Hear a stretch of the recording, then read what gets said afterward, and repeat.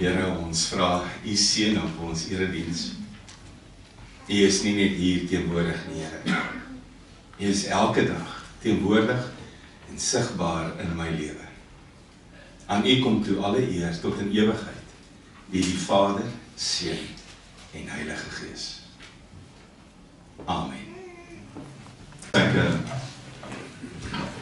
wil vandag 'n gedeelte voorhou uit Matteus 8. Matteus 8 vanaf vers 5. Dis in die begin van die Nuwe Testament. En ons lees uit die 2020 vertaling, Matteus 8.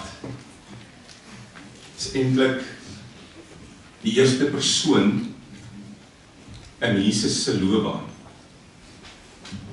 wat sy geloof bely. 'n Vreemde keuse van iemand. Kom ons lees.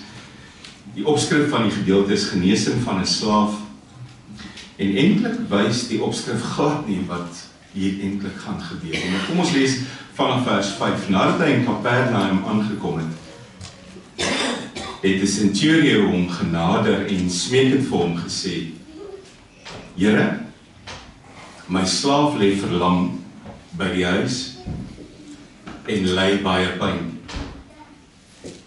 Hy het vir hom gesê: ons sal gaan en hom genees. Die centurion het geantwoord: Here, ek is nie werd dat U onder my dak kom nie. Maar sê net 'n woord en my slaaf sal gesond word. Want ook ek is 'n man wat onder gesag staan, met soldate onder my bevel. En vir die een sê ek gaan en hy gaan, en vir 'n ander kom en hy kom. Vir my slaaf sê ek, doen dit, en hy doen dit. Toe hy dit hoor, was Jesus verwonderd. En hy het vir diegene wat hom volg gesê: Amen, ek sê vir julle, by niemand in Israel het ek so groot geloof gevind. Ek sê nou vir julle dat baie uit die ooste en die weste sal kom en saam met Abraham en Isak en Jakob aanleen om te eet in die koninkryk van die hemel. Maar die kinders van die koninkryk sal na die duisternis daar buite verban word. Daar sal 'n geween wees en 'n geknars van tande. Jesus het toe vir die centurion gesê: gaan, dit sal gebeur net soos jy glo. En sy slaaf het op daardie oomblik gesond geword. Op 'n stadium het mense na Jesus toe gekom en gesê: gee 'n bietjie betekenis aan ons lewens. Ons het die 10 gebooie, ons weer dit volg. Waar gaan dit eintlik? En dan som hy dit vir hulle op en sê: kom ek maak dit vir julle moeiliker, nie makliker nie. Dis nie stel reëls wat jy moet nakom nie. Het gaan oor liefde vir jou God. Het gaan oor liefde vir jou medemens, jou naaste. Eerste 4 gebooie gaan oor die liefde vir jou God, en van die 5de gebod af: eer jou vader en jou moeder, moenie moord pleeg nie, egbreek pleeg nie, nie steel nie, nie lieg nie, valse getuienis, nie begeer nie, gaan oor liefde vir jou naaste. Dit is baie keer maklik om dit te hoor, en dit is bietjie moeiliker om dit toe te pas. Voordat ons luister na die woord van die Here, terwyl ons so sit, kom ons sluit ons oë.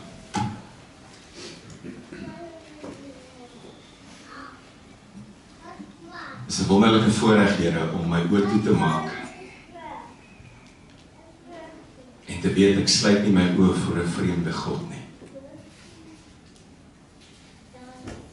Ek maak my oë toe voor U wat my ten diepste ken, wat my so lief gehad het dat U alles gegee het vir my lewe. Ons dink baie keer, miskien sal ons alles gee vir die veiligheid van my kind. Dus ek moet kies tussen die veiligheid en die geluk van my kind en myself, dan weet ek wat ek kies. Maar om te dink, jy die keuse gemaak vir 'n wild vreemdeling, wat baie keer nie eens daaroor dink nie. vang my altyd omkant, Here. Dit laat my nie skuldig voel nie, want ek wil nie in 'n skuldgevoel voor U leef nie, Here. Dit vang my net omkant en dit laat my besef hoeveel liefde daar regtig vir my was. Dit is so maklik om nie te weerspieël wat in my leef nie. Want U liefde leef in my, U genade leef in my. Dit is maklik om kwaad te word. Het is maklik om my meer te verloor.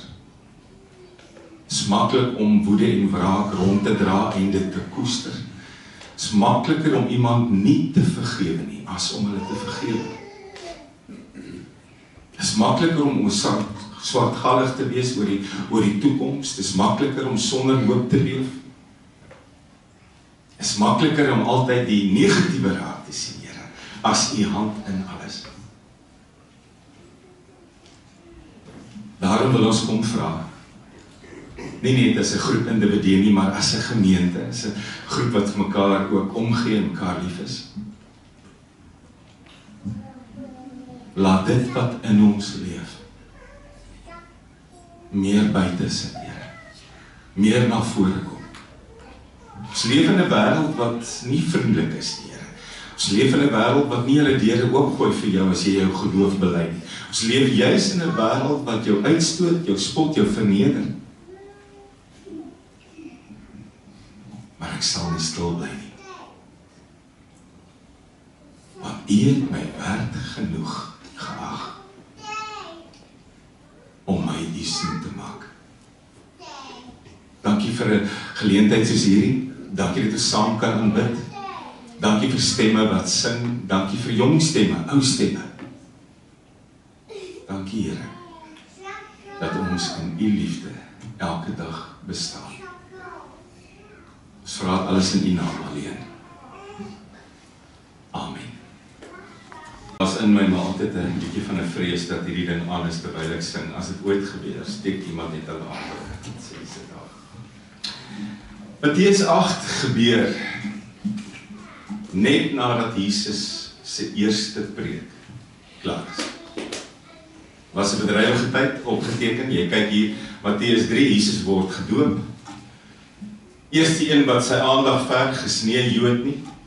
Dis die Satan self. Matteus 4, vat hom wildernis toe, versoek hom vir 40 dae, 40 nagte. Jesus is skaars daar klaar. Dan gaan dit in 'n berg op. En van Matteus 5 tot 7, nie 'n kort preek nie, gebeur sy eerste prediking. Die bergrede, Jesus as prediker. En wat 'n wonderlike woord. Dadelik kom die ouens agter, hierdie rabbi klink 'n bietjie anders. Klink nie soos die res nie. Hier kom woorde wat ons nog nooit tevore gehoor het. Partykeer so een keer in 'n jaar hoor ek iemand wat sê, hoor jy dominee, daai preek was vir my bedoel.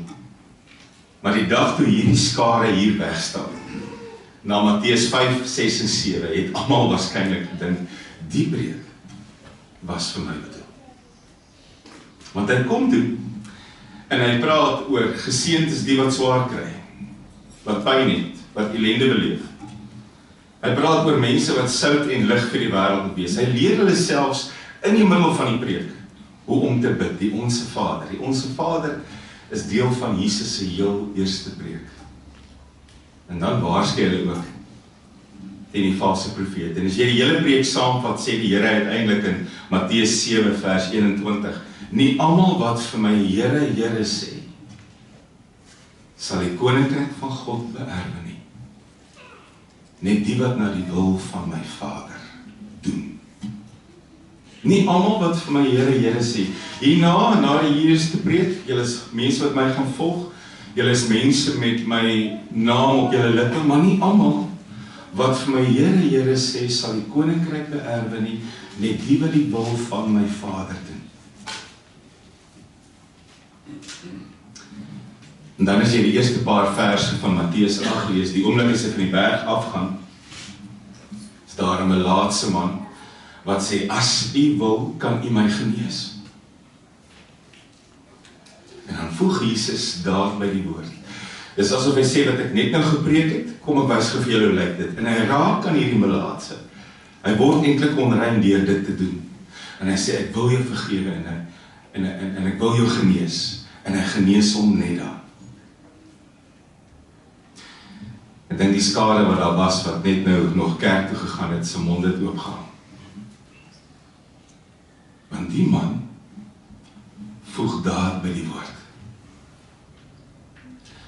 Maar dan gaan Jesus hier na Kapernaum toe. Nou, hier is 'n groot stuk hartseer. Almal van ons het maar 'n nes of 'n basis.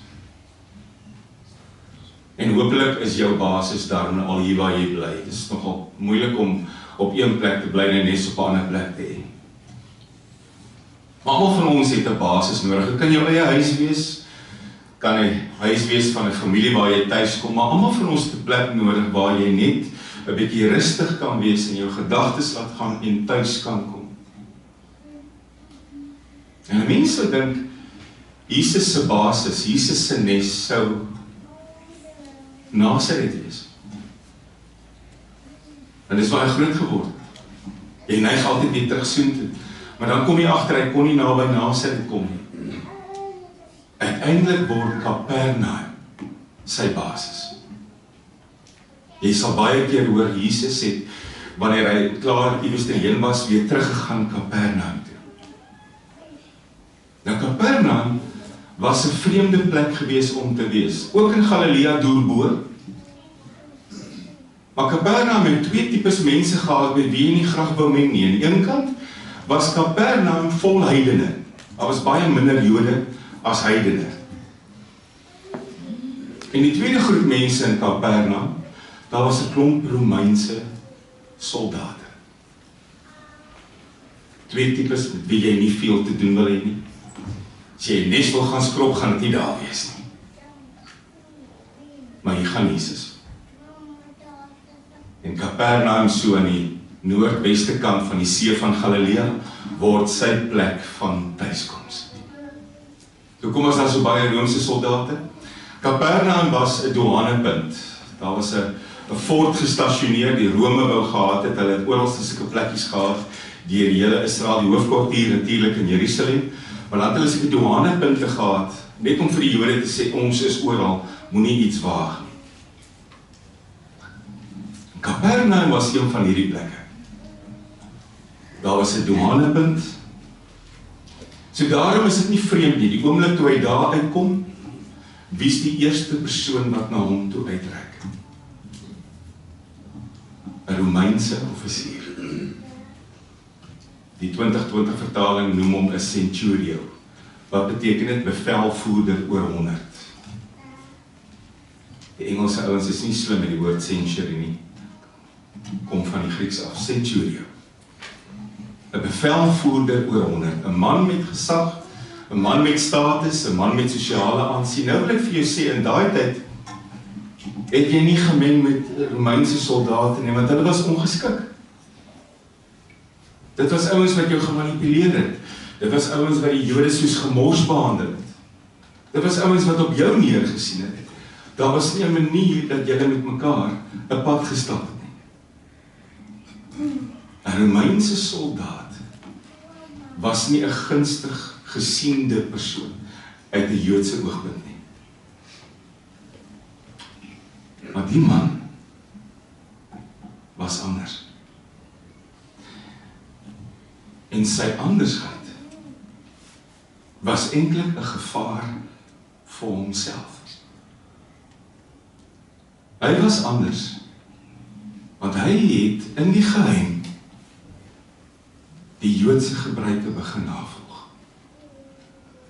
Mens kom dit agter as jy ook hierdie selfde gedeelte in Lukas 7 lees. Hierdie man was in die geheim eintlik 'n navolger van God.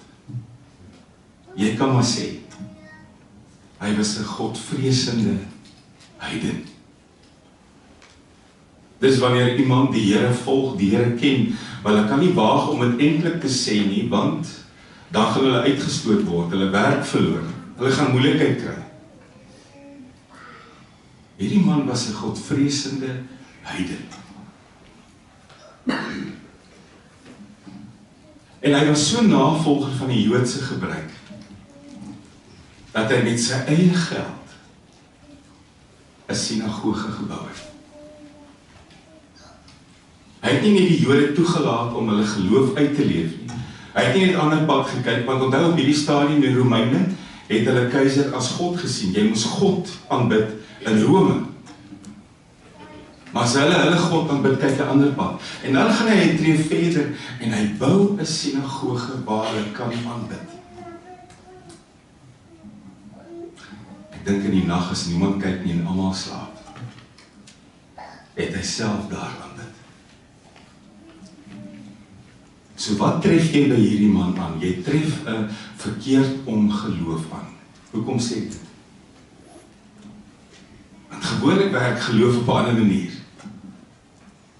Gewoonlik werk geloof so, ek bely die Here se naam, ek sê ek is 'n Christen, ek sê ek behoort aan die Here, ek sê ek is 'n kind van die Here, maar as jy na my dade kyk, gaan jy dit nie agterkom nie. Ek lyk en praat en anders, doen nie anders as die res van die wêreld nie. So ek bely, ek is 'n kind van die Here, maar kyk jy na my dade, gaan jy dit nie noodwendig sê nie. Hierdie man is presies verkeerd op hom. Hy kan nie bely, hy is 'n kind van die Here nie. Hy mag nie sê, ek is 'n kind van God nie. Hy mag nie sê, ek behoort aan die Here nie. Maar kyk jy na sy dade,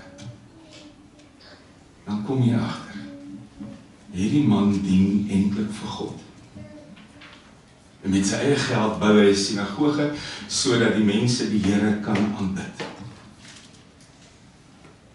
Kyk jy weer eens na hierdie selfde gedeelte in Lukas 7, dan gaan daar familiehoofde vooruit, en kom by Jesus en sê, jy gaan iemand by u kom, hy is 'n Romeinse offisier, hy het ons volk lief, en hy doen vir ons baie goed, en sy slaaf is siek.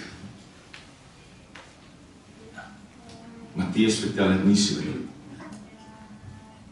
Uiteindelik daag hierdie man dan voor Jesus op. En as Jesus hom sien, dan lyk hy soos 'n of ander centurion. Hy lyk soos 'n gewone Romeinse offisier. Maar hy is regtig anders. Hoekom? Want nie net akkommodeer hy die Jode nie net gee vir hulle 'n bidplek nie. Hy is ook deernisvol teenoor mense wat nie gewoonlik deernis ontvang het nie. Gewoonlik as iemand na Jesus toe gekom het, was dit of 'n ma wat siek is, of 'n kind wat siek is, 'n nabye mens, nie noodwendig 'n slaaf nie.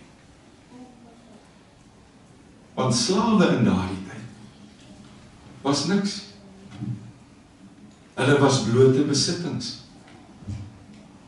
Hulle was soos daai ding wat jy gebruik en as hy oppak, dan gooi hom weg en jy gaan Kmart toe en kry nog een wat jy weer oor 'n week weggooi. Slawe was besittings. As hierdie slaaf siek is en hy kan nie meer doen wat hy doen nie, dan vervang jy hom eintlik en jy kyk vir iemand of iets beter. Dis wat 'n slaaf was. Daarom ook kan ek deel 'n stukkie gebruik in daardie tyd. In die Romeinse tyd was dit die gebruik om as jy 'n slaaf gekoop het, jou naam op hulle voorkoppe te tatoeëer. Dink nie hulle sou oorleef as jy 'n ystervat in die kool en op die voorkop druk nie. Dink dit was iets soos henna, wat jy jou naam op hulle voorkoppe getatoeëer het, en dan het jy die slaaf opgehou om sy eie naam te hê. Jou naam was op sy voorkop, dis wie hy nou was. Ek trek hom so 'n bietjie deur wanneer ons kinders doop. Daar's maar rede hoekom ons op die voorkoppies doop. Vader, Seun, Heilige Gees. Want ons skryf eintlik hulle eienaars se name met water op hulle voorkoppies. Ons skryf eintlik aan wie hulle behoort op hulle voorkoppies. Slawe was besittings, jy's nie bekommerd oor hulle nie. En jy gaan beslis nie na 'n vreemde rabbi toe en sê, maak hulle gesond nie. Slawe was vervangbaar gewees. Jy gaan net mark en jy kry 'n beter een. Maar dan word iets duidelik, hierdie man glo nie net in God nie. Hy het sopas 'n lyn deurgetrek na Jesus toe, wat die Jode op daai stadium nog nie kon doen nie. glo my vry, ek dink hy sou bitter graag by die bergrede wou wees. Hy sou daai erediens wou gaan bywoon het, maar hy so in die blote oog, almal weet presies wie hy is, hy kan dit nie waag nie. En dan kom hy en hy sê, Jesus, kan U help? Kan U hierdie slaaf van my? Kan U hom genees? Natuurlik, wat 'n vraag. Onnodige vraag. Natuurlik kan Jesus help. Natuurlik gaan Jesus help. Jesus was nooit blind vir nood nie. Trouwens, sy disippels sal nog agterkom die pad saam met hom. Hulle gaan nog baie keer gefrustreerd wees en baie keer omgekrap wees, want hulle is op pad na 'n plek toe en dan stop Jesus by iemand vir wie hy nie eintlik moet help nie. Dis asof hy 'n blinde op die straathoek of 'n melaatse net nie kan vermy nie. Word hulle soms geïrriteerd. Selfs as die kindertjies na hom toe kom, probeer hulle verwyder. Maar Jesus se genade het nie grense nie. Hy is nie blind vir nood nie en sy genade het nie grense nie. Natuurlik gaan hy hom help. Maar dan word hy gestop.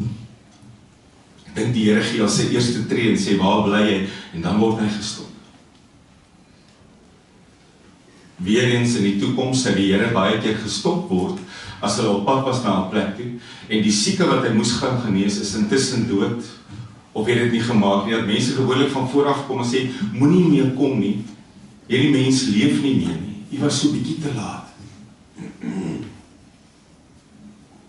Maar Jesus word nie deur iemand anders gestop nie, die man stop homself. Hy het so pas gevra, kom maak my slaaf gesond, en dan asof hy homself herdink, en dink, wat doen jy? Dan sê, stop.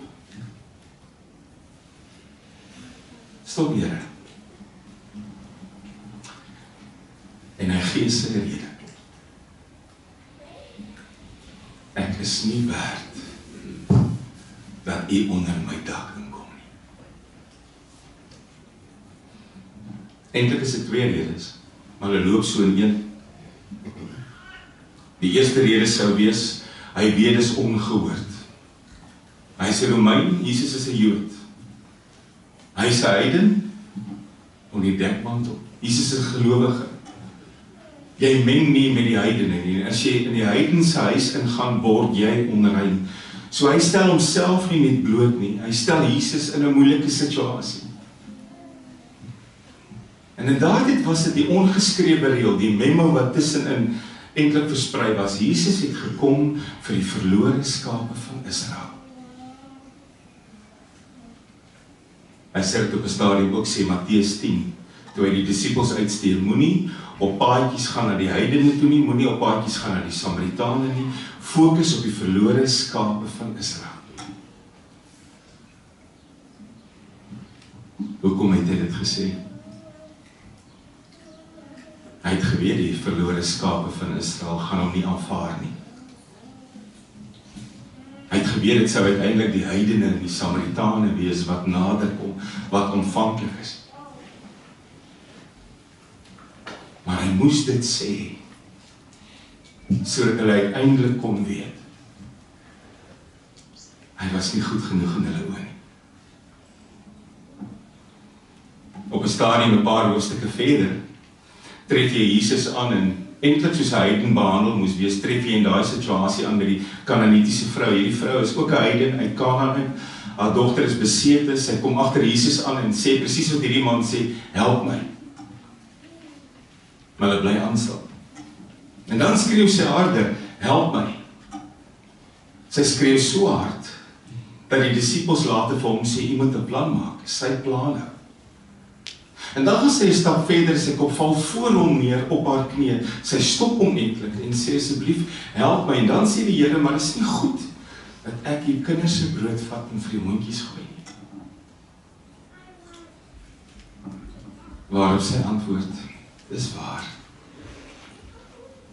Maar die hondjies is tevrede met die krummels, wat van hulle basiese tafel afval. 1 krummeltjie, Here, dis genoeg.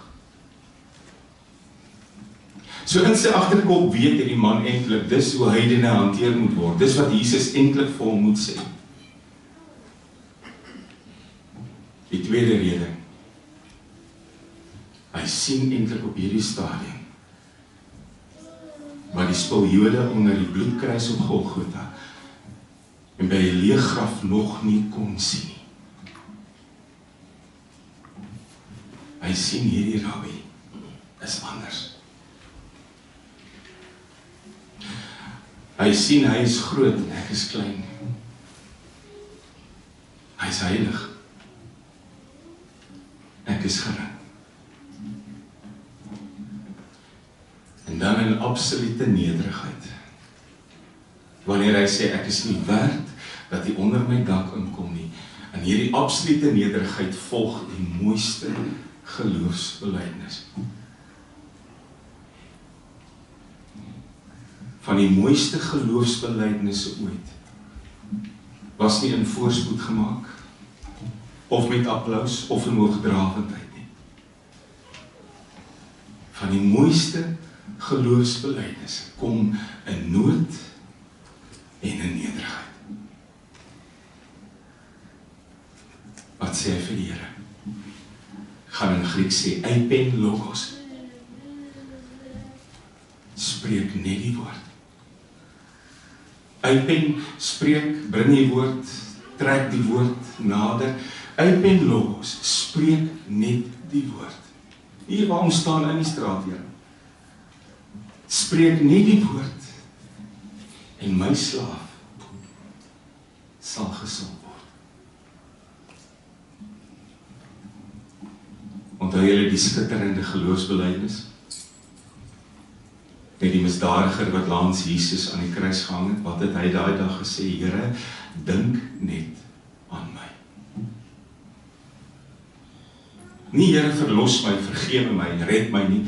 Here, dink net aan my. Een gedagte van u kant af oor my is genoeg. Dis 'n geloofsbelijdenis. Eipen logos. Spreek net die woord en my slaaf sal gesond word. Nou, hier's 'n woord weer eens wat Jesus beskryf, wat net 2 keer voorkom in die hele Bybel oor Jesus. Net 2 keer. Net 2 keer in sy hele lewe het Jesus verbaas, verbuisterd gevoel. Net 2 keer. Thaumatsu. Verbaas, verstom, verbuisterd. Die eerste keer was toe hulle teruggaan Nasaret toe, en hy word deur sy eie mense verwerp, en hy sien hulle ongeloof. In Markus 6 vers 6 was Jesus verstom, verbaas, verbuisterd. Tweede keer? Net hier. Toe hierdie man sê, spreek net die woord, en ek weet dit gaan gebeur. Sien julle die ironie? By sy eie mense was Jesus verbaas oor hulle ongeloof.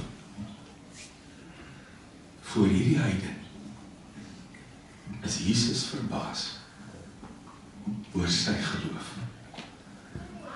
En dan sê hy dit.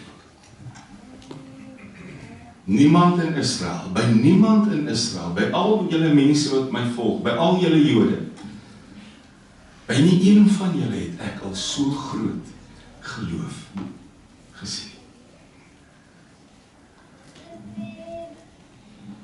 Weer eens net 2 mense wat Jesus beskryf as mense met 'n groot geloof. En hierdie heiden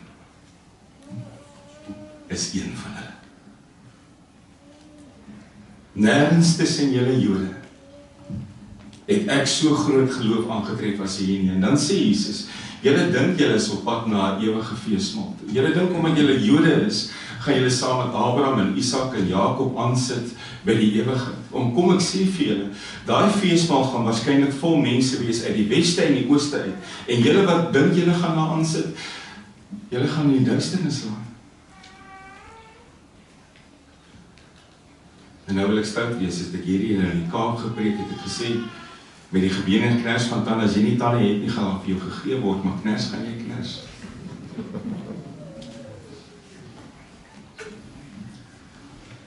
Want hierdie Jode het gedink omdat ons in die regte volk ingebore is. Dis is op pad na 'n lekker ete toe. Daarom verstom ek my as ouens kyk wat die Jode doen. Nou weer 'n paar weke terug, wat in Israel gebeur met die Jode, want hulle is die volk van God. Hier sê Jesus dit duidelik. Gaan nie oor wie jy is nie, gaan nie waarin jy gebore word nie. As jy my nie as verlosser aanvaar nie, dan kners jy goed. En is donker. En vir 'n oomblik het Jesus gewys hoe dit gaan wees. Die spul wat nou nog een kant is, wat heidens is, gaan die ouens wees vir die uitnodiging in die hand het. Uiteindelik sê die Here, ek het by niemand anders ter so groot geloof aangetref en dan sê hy vir die man, gaan en mag gebeur soos wat jy glo. Ek is amper klaar. Dis 'n moeilike vers. Mag jy ontvang volgens dit wat jy glo. Mag dit wat gebeur wys waar jou geloof lê. En ek wonder ek vanmôre as ek moes ontvang volgens wat ek glo, wat sou my lewe gebeur het? Ek sluit af. Ek het gesê, hierdie man, hierdie heiden, wat toe na huis toe gaan en sy slaap is gesond, nadat hy vir die Here gesê het, uit en los, spreek net. Hy was een van die mense in die Bybel, wat beskryf was deur Jesus as iemand met 'n groot geloof. Weet jy wie was die ander? Dieselfde Kanaanitiese vrou, vir wie daar gesê is, jy kan nie die brood kry wat die kinders in is nie, en sy sê, die krummels, ek is tevrede. Dit was die ander mens, wie se geloof beskryf was, as 'n groot geloof. Dit laat mense dink, nee. Amen.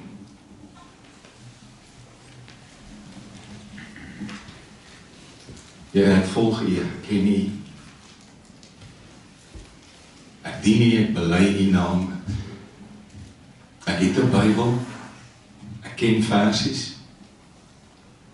Ek bid so nou en dan. Ek weet wat die 10 gebooie is. Maar bely ek U as my verlosser, Here. En soveel mense wat agter U aangeloop het genoeg kennis oor U gehad, en hulle kon in helder daglig U preke gaan bywoon.